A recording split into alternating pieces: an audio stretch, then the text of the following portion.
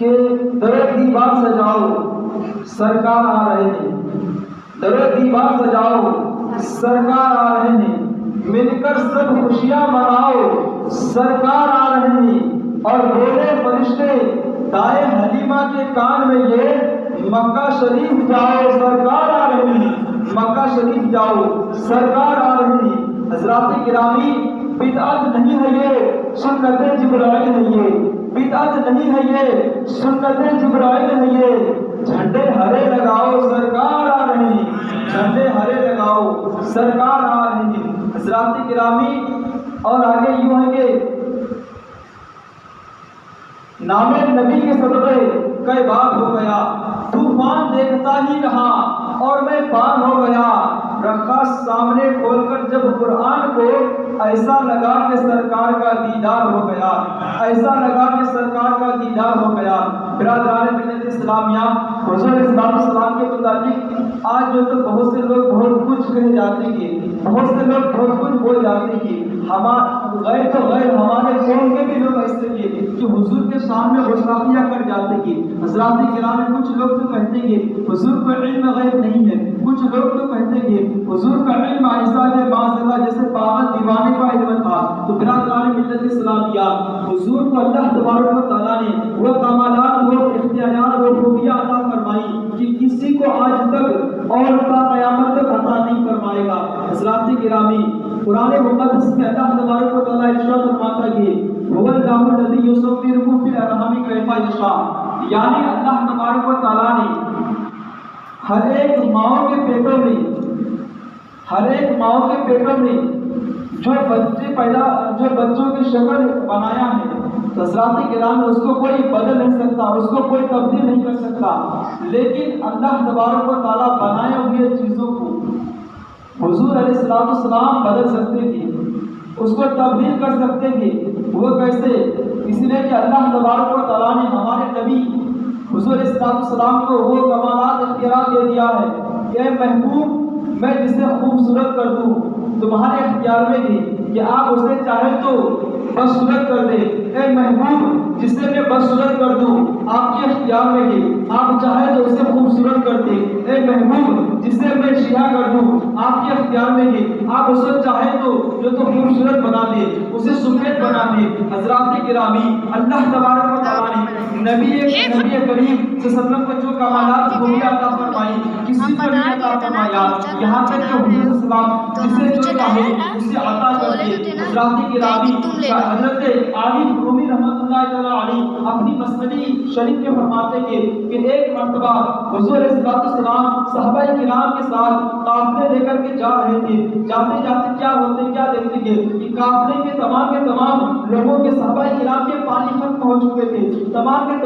لوگوں کے صحابہ کرام کے پانی ختم ہو چکے تھے۔ حضور کی بارگاہ میں آتے ہیں، آنے کے بعد عرض کرتے ہیں یا رسول اللہ، یا حبیب اللہ، یا نبی اللہ، میری ماں باپ آپ کے قدموں پر ہے، یا رسول اللہ میرے ماں باپ آپ پر قربان ہے، یا رسول اللہ ہر ایک کے پاس پانی ختم ہو چکا ہے، ہر ایک کے پاس جو مسجدیں ہیں وہ تمام کے تمام خالی ہو چکے ہیں، یا رسول اللہ کہیں سے پانی کا انتظام کیا جائے۔ حضرات گرامی، حضور کی جو تو نبوت والی جو تو آنکھیں جو تو بند ہوتی ہے، ہونے کے بعد کیا دیکھتے ہیں کہ پہاڑ کے حضور صلی اللہ علیہ وسلم اس بات تھے اور جو تو ایک حبشی غلام پانی کا مشکزہ لے کر اونٹ پر سوار ہو کر کے پہاڑ کے اس پار سے گزر رہے تھے۔ پیارے آقا آنکھیں بند کرتے ہیں، بند کرنے کے بعد پانی کا مشکزہ لے کر کے حبشی غلام جا رہا ہے اونٹ پر سوار ہو کر کے۔ تو حضرات گرامی، اب حضرت علی کو بلاتے ہیں، بلانے کے بعد کہتے ہیں اے علی ادھر آ اور پہاڑ کے اس پار چلے جا۔ ایک حبشی غلام پانی کا مشکزہ لے کر اونٹ پر سوار ہو کر کے جا رہا ہے، لہٰذا آ جا اس کے پاس اور جا کر کے اس کو بلا کر کے لے کر کیا میرے پاس۔ حضرات گرامی، حضرت علی جاتے ہیں، جانے کے بعد کیا دیکھتے ہیں حضور جیسے بتائے تھے، حضرت علی جا کر دیکھتے ایسے ہی حبشی غلام پانی کا مشکزہ لے کر اونٹ پر سوار ہو کر کے جا رہا ہے۔ حضرات گرامی، اب حبشی غلام سے جو تو حضرت علی کہتے ہیں کہ آپ چلیے میرے آقا بلا رہے ہیں، آپ چلیے میرے مالک بلا رہے ہیں، آپ چلیے رسول خدا بلا رہے ہیں۔ حضرات گرامی، حبشی غلام کہتا ہے میں تیرے آقا کو نہیں جانتا، میں تیرے مالک کو نہیں جانتا، میں تیرے نبی کو نہیں جانتا، میں اللہ کے محبوب کو نہیں جانتا، لہٰذا میں جانے والا نہیں ہوں۔ حضرات گرامی، اب جو تو حبشی غلام کی یہ یہ جواب سن کر حضرت علی جوش میں آتے ہیں اور کہنے لگتے ہیں کہ آپ اگر اپنے مرضی سے چلیں گے تو ٹھیک ہے، ورنہ میں اپنے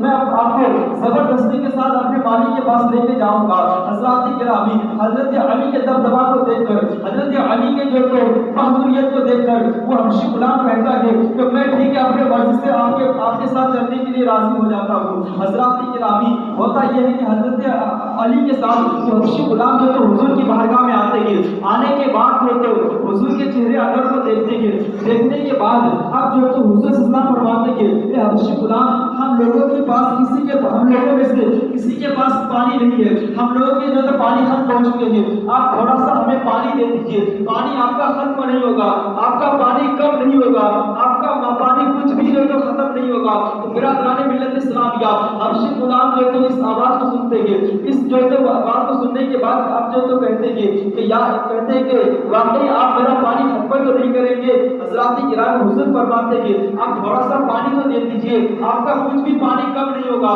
تو برادران ملت اسلامیہ، حبشی غلام جو تو مشکزہ کو کھولتے ہیں، کھولنے کے بعد ایک برتن میں پانی ڈالنا شروع کر دیتے ہیں، پیارے آقا اپنا جو تو دستے اقدس اس حبشی غلام کے مشکزے پر رکھ لیتے ہیں، رکھ لینے کے بعد تمام کے تمام صحابہ کرام اس برتن میں جس برتن میں حبشی غلام کے مشکزے پانی گر رہے تھے، اس برتن سے تمام کے تمام صحابہ کرام اپنے اپنے برتنوں کو بھرنا شروع کر دیتے ہیں، اپنے اپنے برتنوں کو بھرنا شروع کر دیتے ہیں، جو جن کے جتنی ضرورتیں تھی تمام کے تمام اپنے ضرورت کے مطابق پانی کو لے لیتے تھے۔ لینے کے بعد اب جو تو پیارے آقا فرماتے ہیں کہ حبشی غلام اب جو تو ڈھکن بند کر دے، مشکزے کے ڈھکن بند کر دے۔ حضرات گرامی، حبشی غلام مشکزے کے ڈھکن بند کرنے سے پہلے دیکھتے کیا ہے کہ پانی جتنا جو تو ان کے مشکزے میں تھا اتنا ہی پانی رہتا ہے، اتنا ہی پانی موجود ہے۔ حضرات گرامی، حبشی غلام یہ معجزہ کو دیکھ کر حیران اور پریشان ہو جاتے ہیں، تعجب میں پڑ جاتے ہیں اور کہتے ہیں کہ آپ کون ہوتے ہیں، آپ کون ہیں؟ ہم نے پہلی مرتبہ ایسے لوگوں کو دیکھا،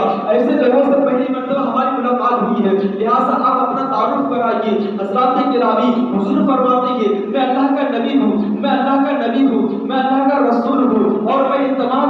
تمام جو تو ہماری امتی ہے، یہ تمام جو تو ہمارے چاہنے والے ماننے والے ہیں۔ حضرات گرامی، اور فرماتے ہیں کہ میں اللہ کا آخری نبی ہوں۔ اب جو تو حبشی غلام یہ جو تو کلمات کو سن کر، یہ حضور کی باتوں کو سن کر کہتے ہیں کہ یا رسول اللہ، آپ مجھے داخل اسلام میں کر لیجئے، آپ اپنے جو تو ہاتھ بڑھا کر کے مجھے کلمہ پڑھا کر کے مسلمان میں لے لیجئے۔ حضرات گرامی، آپ علم غیب دیکھیے، حضور کے علم غیب دیکھیے، داخل اسلام میں ان کو لے لیتے ہیں، ان کو جو تو کلمہ پڑھا کر کے اسلام میں داخل کر لیتے ہیں۔ اس کے بعد حضور فرماتے ہیں حبشی غلام مانگ تو کیا مانگتا ہے؟ حبشی غلام تمہاری کچھ اگر خواہشیں ہو تو تم مجھ تک اپنا جو تو خواہشیں پیش کر سکتے ہو۔ برادران ملت اسلامیہ، حبشی غلام کہتا ہے کہ یا رسول اللہ، مجھے مال دولت کی ضرورت نہیں ہے، یا رسول اللہ مجھے تخت تاج کی ضرورت نہیں ہے، یا رسول اللہ مجھے جو تو دولت و شہرت کی ضرورت نہیں ہے، مجھے حکومت کی ضرورت نہیں ہے، مجھے جو تو کسی چیز کی دعوت نہیں ہے۔ یا رسول اللہ، آپ اگر کہتے ہیں آپ اگر کہتے ہیں مجھے کچھ جو تو مانگنے کے لیے، یا رسول اللہ میرے دل میں ایک خواہش ہے۔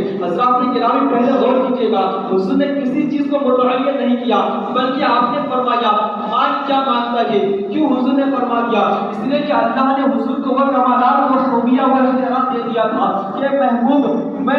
میں جسے کالا کر دوں، برا کر دوں، سیاہ کر دوں، آپ کے اختیار میں ہے۔ آپ چاہے تو خوبصورت کر دے، آپ جو بھی چاہے تو اس کو جو تو اچھے بنا سکتے ہیں۔ حضرات گرامی، حضور جو تو فرماتے ہیں کہ مانگ کیا مانگتا ہے؟ حبشی غلام کہتا ہے مجھے کسی چیز کی ضرورت نہیں، مجھے کسی چیز کی جو تو لالچ نہیں ہے، لہٰذا میری ایک خواہش ہے، میرا ایک تمنا ہے کہ آپ میری جو تو تمنا کو پورا کر دیں، آپ جو تو میری خواہش کو پوری کر دیجیے۔ حضرات گرامی، آپ جو تو حبشی غلام کہتا ہے یا رسول اللہ، میں سیاہ ہوں، میں کالا کلوٹا ہوں، میں بدصورت ہوں، مجھے لوگ پسند نہیں کرتے، یا رسول اللہ آپ مجھے خوبصورت بنا دیجیے، مجھے لوگوں کی نظر میں پسندیدہ بنا دیجیے۔ حضرات گرامی، آپ جو تو پیارے آقا اپنے دستے اقدس سے ان کے چہرے پر پھیر دیتے ہیں، پھیرنے کے بعد کیا دیکھتے ہیں کہ حبشی غلام جو کالا کلوٹا تھا، جو ابھی بدصورت تھا، جو ابھی دیکھنے کے لیے اچھا نہیں تھا، حضرات گرامی حضور کے ہاتھ پھیرنے کے بعد اب خوبصورت ہو جاتے ہیں، نورانی چہرے والا بن بن جاتے تھے، خوبصورت بن جاتے تھے،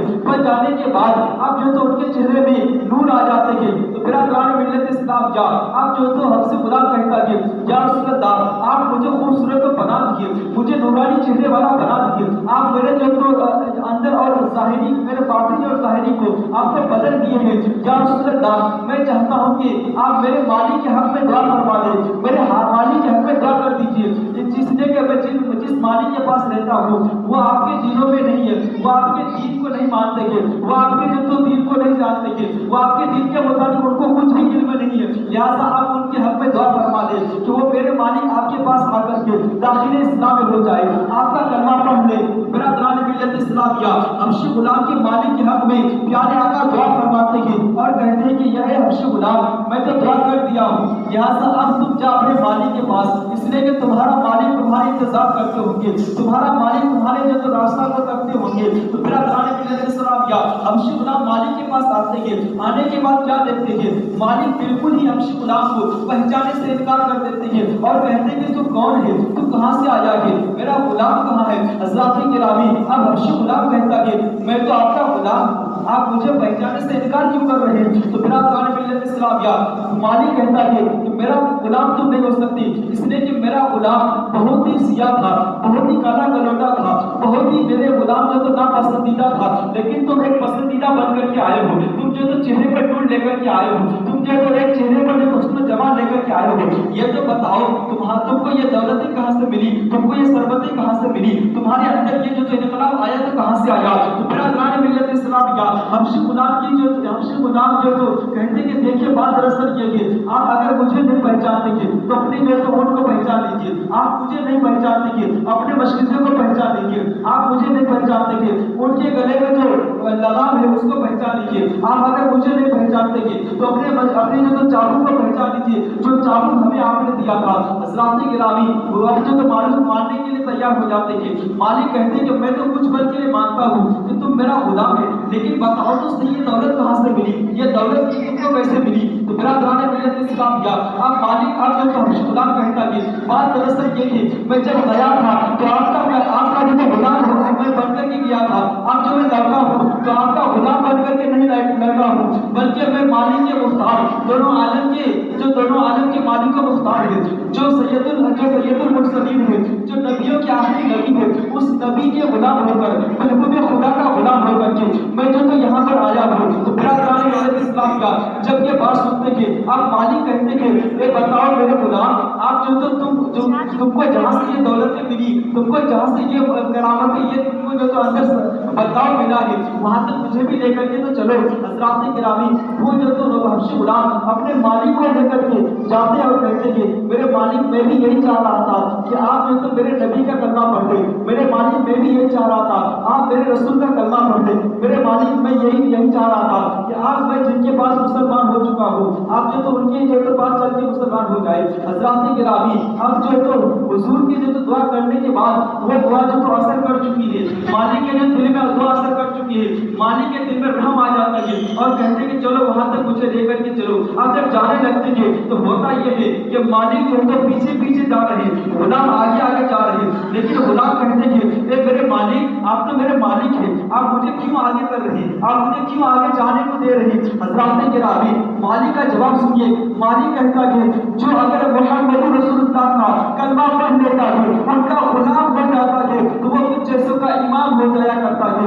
وہ کچھ چیزوں کا امام ہو جایا کرتا ہے. تو برادران ملت اسلام کیا آپ جو تو مالک کی بارگاہ میں یعنی حضور کی بارگاہ میں وہ غلام اور مالک آتے ہیں، آنے کے بعد حضور کے چہرے نبوت کو دیکھتے ہیں، دیکھنے کے بعد قدموں میں گر جاتے ہیں اور کہتے ہیں کہ یا رسول اللہ ہاتھ بڑھائیے کلمہ پڑھائیے داخل اسلام میں کر لیجیے، یا رسول اللہ آپ اپنے دین میں مجھے دے دیجیے. تو برادران ملت اسلام کیا اس مختصر بیان سے آپ کو دو چیزیں جو تو سننے کو ملے، دو چیزیں جو تو واضح جو طور پر آپ نے سنا ہے. وہ ایک چیز تو یہ ہے کہ حضور کے علم غیب ہے، اس لیے کہ حضور پہاڑ کس پار ہے اس پار والوں کا خبر دے رہی ہے. اور پھر دوسری بات یہ ہے کہ حضور کو اللہ تبارک و تعالیٰ نے وہ کمالات میں اختیارات عطا فرما دیا ہے کہ حضور جسے چاہے کالا جو کلوٹا ہو جس کو اگر اللہ نے خوبصورت بنا دیا ہو تو وہ حضور کے اختیار میں ہے کہ حضور اس کو جو تو خوبصورت بنا دے.